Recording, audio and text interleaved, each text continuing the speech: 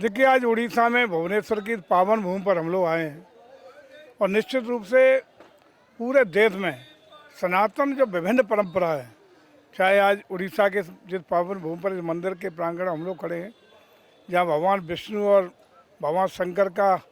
संयुक्त रूप से यहाँ पूजा पाठ और सारी विधि विधान से पूरा हुआ है।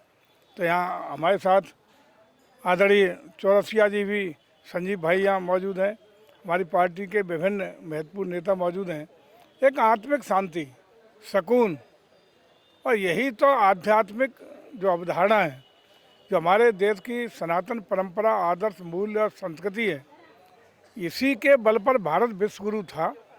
और पुनः आदरणीय मोदी जी के नेतृत्व में विश्व गुरु बनने की ओर इसी सनातन के बल पर हम लोग आगे बढ़ रहे हैं। तो ये सिद्ध किया है अभी आयोजित हमारे उत्तर प्रदेश के प्रयागराज की धरती पर आयोजित महाकुंभ 2025 में, जिसमें 100 से ज़्यादा देशों ने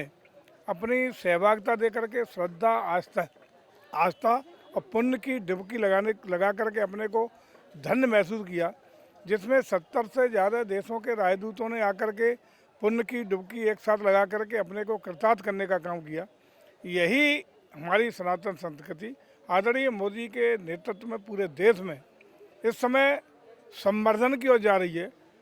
अपने परम वैभव की ओर जा रही है और इसी के बल पर हम लोग निश्चित रूप से विश्वगुरु भी बनेंगे। और इसी के बल पर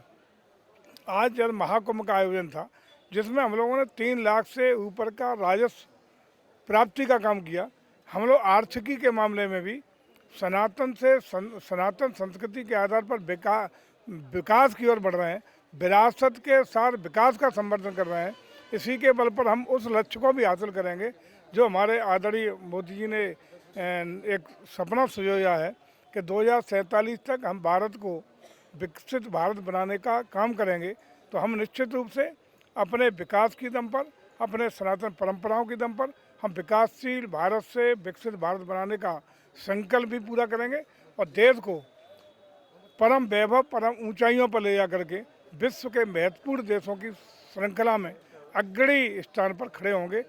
इस परिकल्पना को साकार हम तभी कर पाएंगे जब हम अपनी सामाजिक समरसता, सामाजिक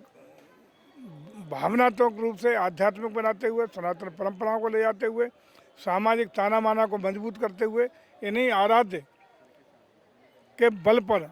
इन्हीं के आदर्शों और मूल्यों पर चलते हुए देश आगे बढ़ेगा। मैं यहाँ के पुजारियों को, यहाँ के अपने पार्टी के नेताओं को बहुत बहुत बधाई देता हूँ, शुभकामना देता हूँ कि साफ स्वच्छ वातावरण में जिस तरीके से मंदिर का रखरखाव करके यहाँ पूरे देश के जो श्रद्धालु आकर के दर्शन करके जीवन लाभ ले रहे हैं, उनको बहुत बहुत शुभकामना, बधाई देते हुए और पुनः इस सनातन संस्कृति के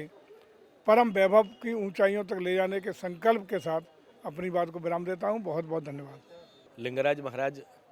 का वास्तव में अपने आप में इतना सांस्कृतिक पताके के साथ अभी माननीय मंत्री माननीय जयवीर सिंह जी और सब लोग यहाँ पर, सुदीप दास से लेकर विष्णु जी, सब लोग यहाँ पर हैं और लगातार उड़ीसा आते रहे हैं। तो एक अलग प्रकार के अनुभूति का एहसास होता है, ऐसी ऊर्जा के साथ जाते हैं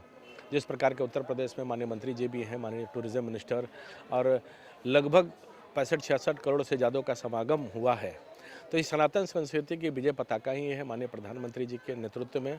और उड़ीसा सबसे बड़ी भूमिका, उड़ीसा की धर्म संस्कृति को संरक्षित और सुरक्षित रखने का काम उड़ीसा के लोगों ने जो किया है, उसके लिए भी अभिनंदन है।